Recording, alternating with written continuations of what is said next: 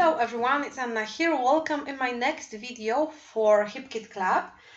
It's Mixed Media Monday, so it's my turn to create something with mixed media products. And I'm going to use acrylic paints. Some of them we've got in some previous HipKits, like this set from Vicky Boutin. Some of them are from my stash, and I was much inspired by those label die cuts from Savannah Dream Collection by Kim Watson, and they are from Pretty Little Studio. We have 38 products in this packaging, and I was inspired by the rainbow look of them, and I thought that if I will not use them right away, I would probably not use them for a long time, because I never look for pieces like this when I'm creating. So I decided to use them right away in one project, and I will be creating a kind of colorful frames using those die cuts, and I will also add a color beneath them using acrylic paints. I hope it will work. It won't be too much.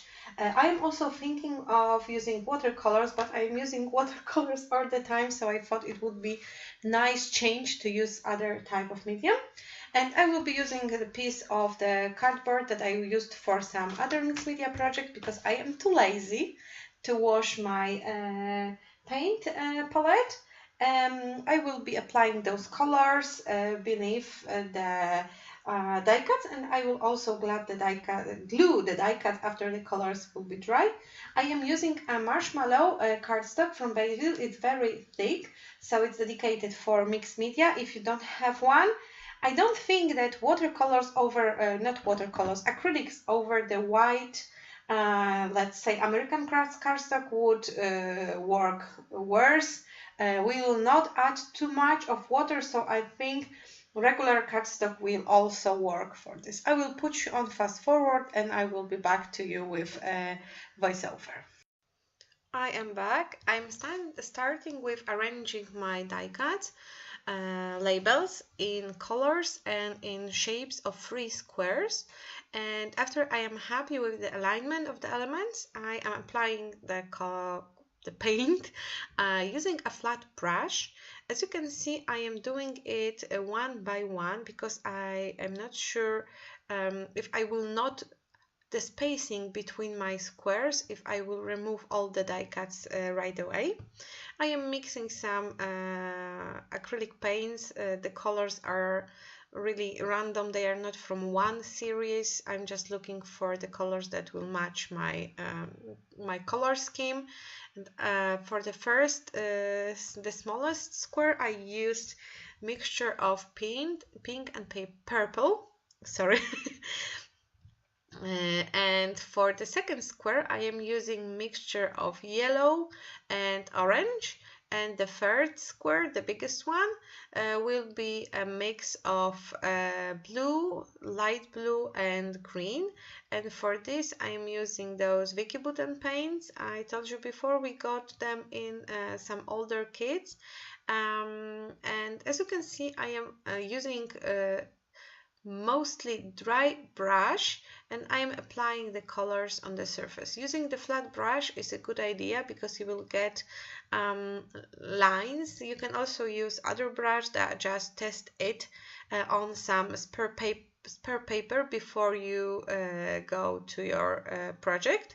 So you will be able to define the effect it gives you and predict how it will act on the paper. And after my background is dry, I am adding again the labels, and I am ready to glue them down. I will also add some those are kind of a washi strips from Savannah Dream Collection here and there, but they won't be as visible as I suspected. So in the final project, you won't be seeing them as much as I thought you will. And as you can see, I am adding color on color. So it will be kind of a rainbow design also, starting with pinks, going through yellow and orange, and finishing on blue and green. I am also adding word stickers. They are from the same collection, Savannah Dreams, and this is the collection I focused while I was creating this page. I really love the colors in this collection. They are totally mine colors. And now it's time to glue down all the die cuts. And after I will glue them down, I will add words. At first I was thinking of sewing through all the elements, creating kind of another square over the square, but in the end I think I forgot I was going to do this. This is not usual, but I was back from a 2-week trip to Corsica, and truly I wasn't that inspired. I always struggle when I come back to my craft room after a break, because somehow I cannot wake up my mojo. This is the common thing. It happens to me all the time. That's why I do not like to leave my scrap room for longer than a day. Usually you would think that when you are away from your stash, you would be more inspired, like really filled with ideas and rage to create, and when you come back you just sit and make, and it doesn't work in my situation. It's just the opposite. I have many ideas when I am sitting in my craft room, and I have ideas when I'm away, but then it's really hard to start creating again. And it was my first page after I returned. That's why I forgive myself that I forgot to stitch through the squares. And as you can see, I am adding the words I told you previously. They are from Savannah Dream collection too, and I am looking for matching title, for matching inscriptions, but also for matching colors. I have a picture of Maya who didn't want to get up from bed. It was taken like a year ago or so, and she covered herself with the I don't know the English word, let's say blanket, and she didn't want to go out. She was moody, and I took my camera and snapped a few pictures of her. And I'm going to add a title. This not my day, because it wasn't her day. She was groomy and grumpy, and she didn't have a good mood till the end of the day. So it started not well and ended not well too. And I've finished adding words, and now I'm looking for a matching flare button. This also buttons from this, and those are buttons from the same collection. And I'm also reaching for the flower die cuts from Savannah Dream collection, and once again I'm adding them color on color, looking for the flowers in matching shades. And sadly I only have 3 blue flowers. There are more of pink and yellow ones and less of blue. So I have not so many flowers added into my biggest square, but it's okay. I will add some other elements. And now it's time to glue down the flare button. I am using double-sided tape, and after I'm finished with adding flowers, I'm going through the rest of the stash from June kits, and I am looking for elements in matching colors. This is the Pretty Little Studio Simple and Sweet collection. It's my first layout with June kits, so I have everything to pick up from. And sorry for my voice, it's morning and I didn't spoke today. And I'm just picking elements in matching colors. There's no deep philosophy under this. I am waiting to add my title.